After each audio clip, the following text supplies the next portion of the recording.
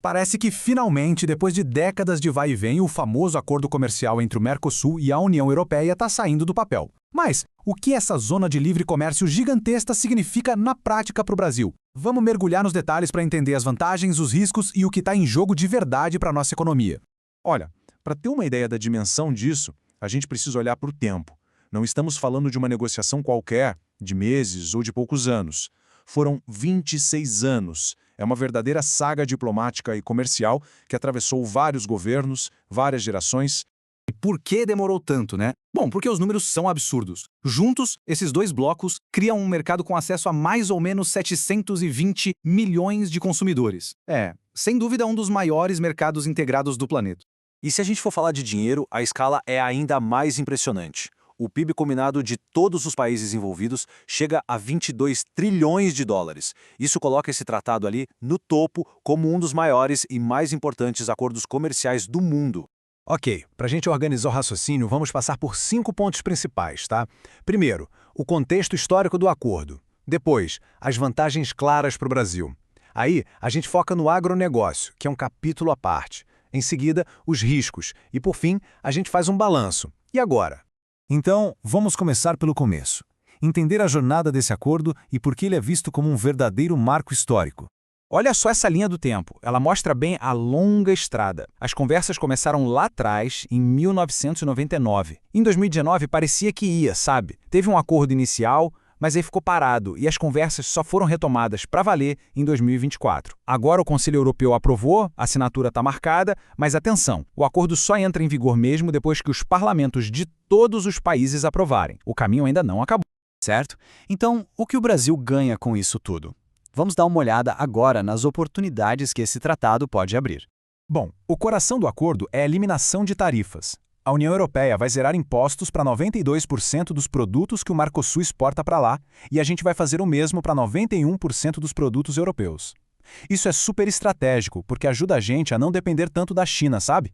E ainda abre portas para minerais críticos. E no dia a dia? Bom, na prática, pode significar vinhos, chocolates, azeites europeus chegando mais baratos nas prateleiras. E essa visão otimista é a visão oficial do governo.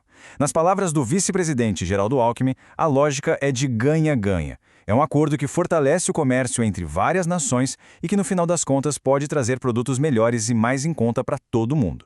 Agora, a gente chega no ponto talvez mais sensível e, ao mesmo tempo, mais promissor de toda essa história: o agronegócio. É aqui que estão os maiores ganhos para o Brasil, mas também as maiores tensões. Para entender o tamanho do impacto, olha só esse exemplo da carne bovina de alta qualidade, a famosa cota Hilton. A tarifa que os produtores pagavam para vender para a Europa era de 20%. Com o acordo, ela vai para 0%. É uma vantagem competitiva gigantesca. E não para na carne bovina, não. Para o frango, vai ser criada uma nova cota de 180 mil toneladas por ano, também com tarifa 0. Outros produtos como frutas, pescados, óleos vegetais, tudo isso vai ter as tarifas zeradas com o tempo. E o nosso café solúvel, que hoje paga 9% de imposto, vai ficar bem mais competitivo. Agora, um ponto crucial aqui. A soja, que é o nosso principal produto do agronegócio exportado para a União Europeia, já entrava lá sem pagar tarifa nenhuma. Ou seja, para o nosso carro-chefe, nesse quesito de tarifas, nada muda. Ok? Vamos virar a moeda. Porque o acordo não traz só oportunidades. Ele vem com umas cláusulas, uns mecanismos de proteção e novas exigências que, sim, representam riscos importantes para o Brasil.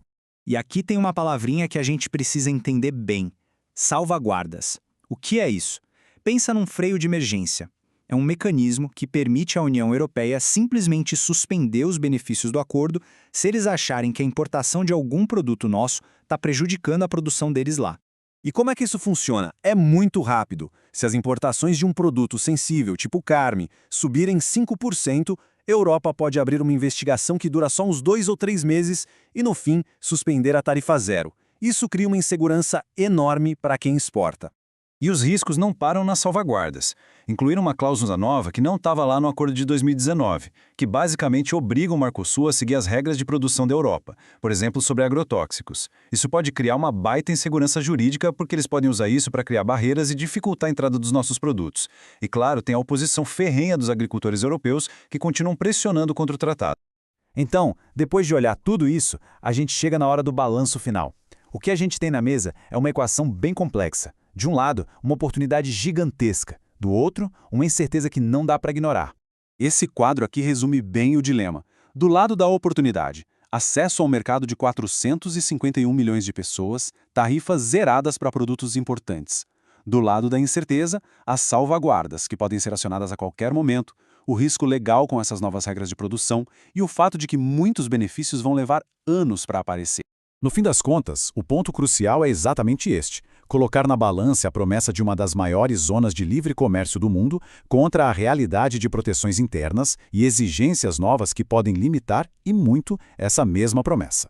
E a pergunta que fica no ar é essa: o Brasil está diante de uma oportunidade histórica ou de um risco calculado, com benefícios que ainda são incertos? O que o futuro reserva para o país nesse novo tabuleiro do comércio global? Bom, essa é uma resposta que só vai começar a ser escrita nos próximos anos.